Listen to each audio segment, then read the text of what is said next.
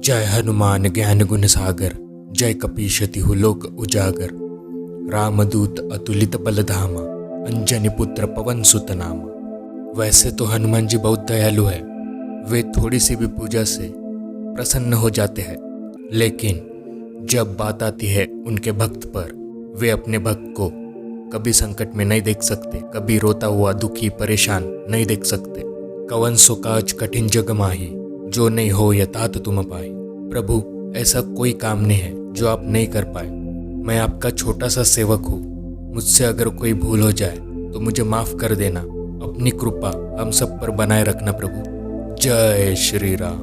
अगर आप चैनल पर पहली बार आए हैं तो चैनल को सब्सक्राइब ज़रूर कर देना। इस चैनल पर हनुमान जी से रिलेटेड वीडियोस आपको मिलेंगे।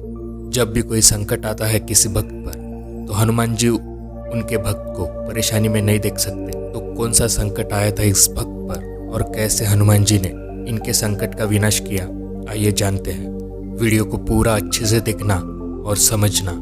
जय श्री राम बोल के वीडियो की शुरुआत करते हैं। जय श्री राम भैया, मेरा नाम पूनम है, मैं अमरावती की रहने वाली हूँ। भैया, मैं हनुमान जी को बिल्कुल भी नहीं मानती थी।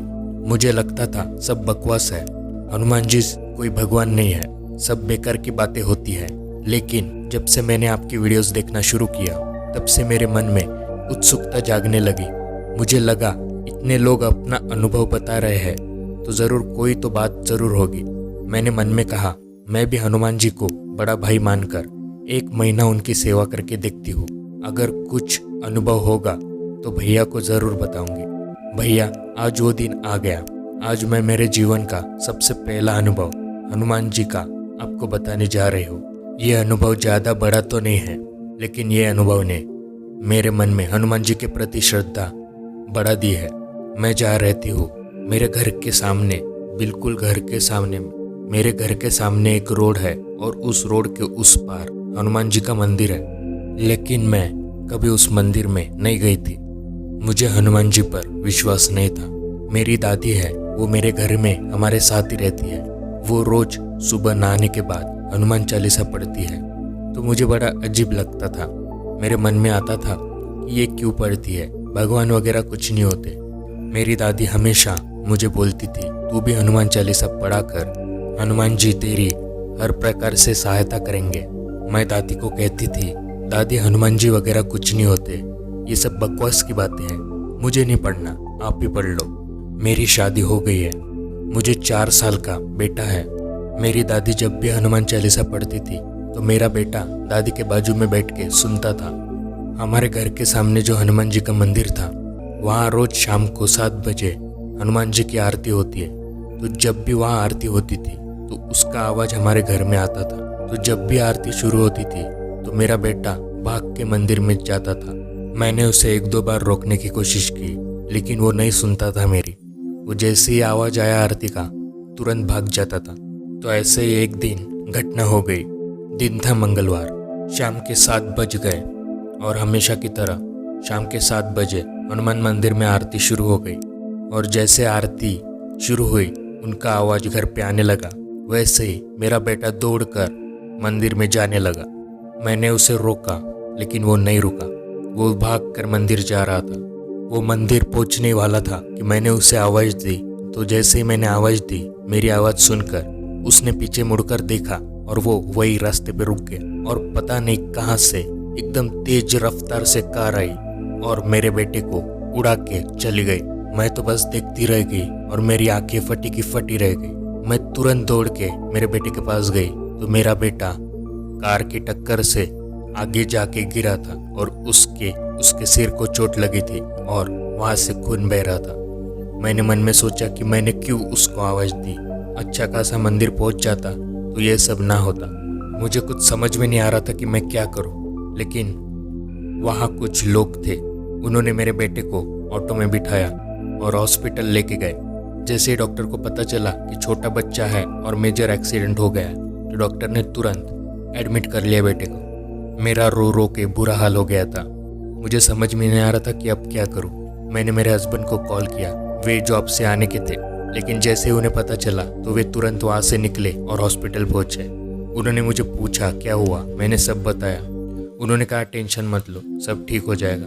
करीब 15 मिनट के बाद डॉक्टर आए मेरे बेटे को चेक करने के बाद, और उन्होंने कहा कि आपका बेटा डेड हो गया है, उसकी सांसें नहीं चल रही है, आपका बेटा मर चुका है।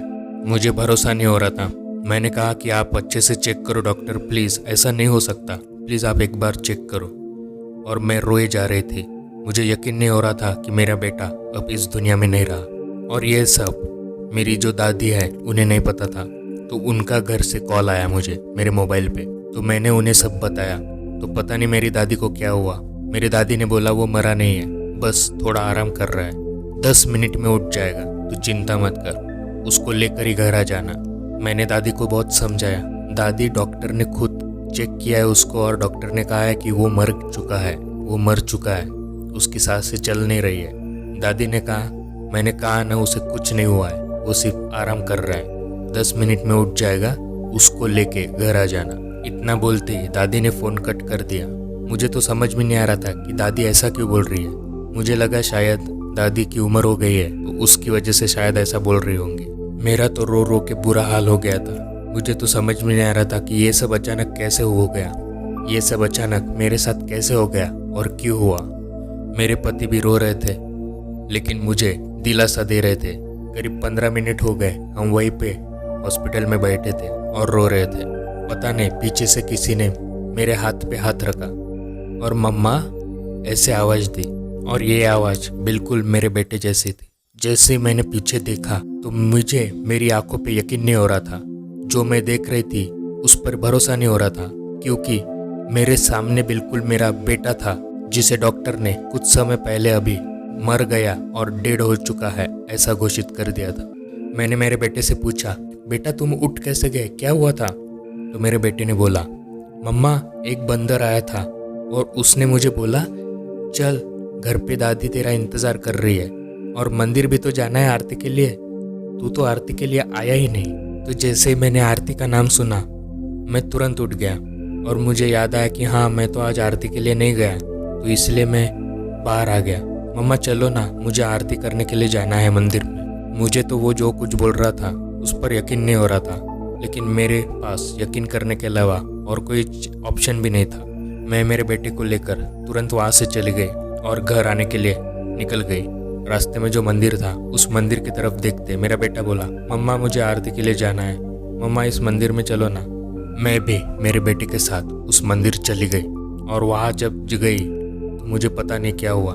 मेरा बेटा दौड़ के हनुमान जी की मूर्ति के पास गया और हाथ जोड़े, और वहाँ पे जो पंडित जी थे उन्होंने मेरे बेटे के सिर पे हाथ फेरा और पूछा, अब ठीक हो? तो मेरे बेटे ने कहा, हाँ मैं तो ठीक हूँ, मुझे तो कुछ हुआ ही नहीं। तो पंडित जी ने कहा, हनुमान जी है ना तेरे साथ, तेरे को कुछ कैसे होने देंगे?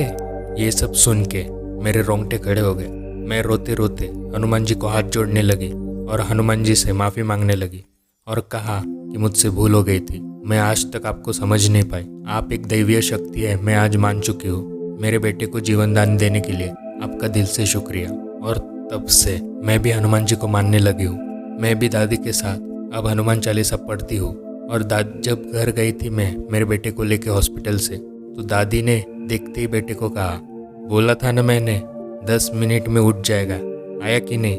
खामखा परेशान हो रही थी। फिर मैंने मेरे दादी को पूछा, दादी आप इतने यकीन के साथ कैसे कह रहे थे कि 10 मिनट में उठ जाएगा? डॉक्टर ने तो उसको मर दिया ऐसा घोषित किया था। हनुमान जी की मुझे अंदर से प्रेरणा हुई कि मेरे पोते को कुछ नहीं होगा, वो ज़रूर आएगा घर पे। तो देखा आ गया ना, तब से मुझे हनुमान जी की शक्ति पर कोई भी डाउट नहीं है। अब मैं हनुमान जी को मेरा बड़ा भाई मानती हूँ और हनुमान जी की सेवा करती हूँ और करती रहूँगी। ये मेरा जीवन का सबसे पहला हनुमान जी का अनुभव है। और भी अनुभव होंगे तो आपको ज़रूर बताऊंगी भैया। तो देखा दोस्तों, एक और असंभव कार्य को संभव किया हमारे हनुमान जी ने। हनुमान जी के लिए असंभव ऐसा कुछ भी नहीं है। वे अपने भक्त को संकट में नहीं देख सकते, अपने भक्त को दुखी नहीं देख सकते। वे बहुत दयालु है। जो हनुमान जी के सच्चे भक्त हैं वही उनको समझ सकते हैं, बाकी तो बस कुछ भी बातें करते रहेंगे। भक्त कितने भी संकट में क्यों ना हो, वे वायु वेग से आकर अपने भक्त के संकट का विनाश कर ही देते हैं। तो ऐसे हैं हमारे हनुमान जी, सबसे न्यारे। आपको ये वीडियो कैसा लगा अपनी राय कमेंट में ज़रूर बताना और वीडियो को लाइक ज़रूर कर देना। ये वीडियो ज़्यादा लोगों को शेयर करना ताकि हनुमान जी की महिमा ज़्यादा से ज़्यादा लोगों को पता चले। अगर आप हनुमान जी को सच्चे दिल से मानते हैं तो कमेंट में जय श्री राम ज़रूर लिखना। मिलते हैं अगली वीडियो में। जय श्री राम, जय हनुमान।